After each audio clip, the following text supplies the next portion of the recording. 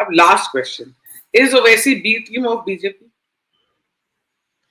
अम, ये तो बीजेपी वालों को ही पूछना पड़ेगा कि नहीं, ओवैसी बीजेपी की आप बी देखिए टीम ना, है, नहीं है।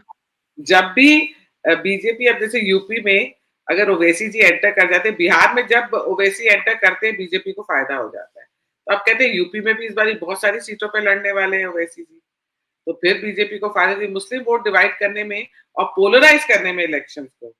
ओवैसी जी का देखिए, बहुत बड़ा हाथ आप कह सकते हैं कि मुस्लिम वोट्स को अपनी तरफ खींचने में और पोलराइज़ करने में एमआईएम का बहुत बड़ा हाथ रहा है और जहाँ-जहाँ बीजेपी जीती है, वहाँ-वहाँ एमआईएम का बहुत बड़ा रोल रहा है, ठीक है? This can not be denied. अब रही बात ये कि ये मिले हुए हैं कि नहीं मिले हुए हैं, मुझे नहीं लगता कि कोई पैसों की लेन-देन हो सकती है क्योंकि एमआईएम इन इटसेल्फ बहुत मालदार पार्टी है। इतना पैसा इनके पास है कि आप अंदाज़ा नहीं लगाएँ। इनके बैंक्स हैं, दारुसलाम बैंक है इनका। ठीक है? इनके खुद के बैंक्स चलते हैं हैदराबाद के अंदर जो लोन देते हैं लोगों को, तो पैसा इनके पास बहुत है। मुझे नहीं लगता कि कोई पैसे-वैसों की डील होगी। हाँ, ये हो सकता है, पॉसिबिलिटी है कि किसी जगह पे स्ट्रैटेजिक इनका इनकी अंडरस्टैंडिंग हुई होगी। स्ट्रैटेजिक अंडरस्टैंडिंग कि भई हाँ, इस जगह पर हम खेलेंगे, इस जगह पर तुम खेलो, इस जगह पर हम खेलेंगे। मगर नहीं, आप और देखा जाए ग्राउंड पे भी देखेंगे आप बिहार में जी, बिहार में जो ग्राउंड मतलब जो इंटरव्यूज़ वगैरह लिए हैं, उन लोगों ने मुझे बताया है कि मुसलमान जो है ये क्या नाम था वो जो अपोज़िशन में ठहरे थे बीजेपी के यादव वगैरह जितने थे, उनसे वो खुश नहीं थे। उनसे बिल्कुल खुश नहीं थे और एक बहुत बड़ी वजह बनी है कि मुसलमान एमआईएम की तरफ टिल्ट हो गए।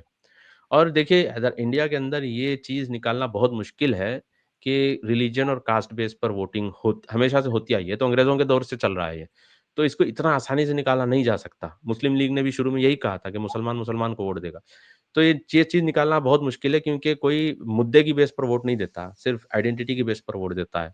तो इस चीज़ को एनकैश करता है एमआईएम और एमआईएम को पता है कि कहाँ एनकैश करना है, कैसे एनकैश करना है और ये तो बात बिल्कुल सीधी है, लोग बिल्कुल कैसे जैसे बोल सकते हैं ना कि it's as clear as day. तो लोग कहते हैं कि भाई ना कभी एमआईएम को ईडी का कोई मसला हुआ, वो एग्ज़ैक्टली ना बोलने कभी वाली उनको हाँ, ना सीबीआई कभी कोई हाँ, ना कोई सीबीआई, ना कोई ईडी, ना कभी कुछ, कभी कुछ।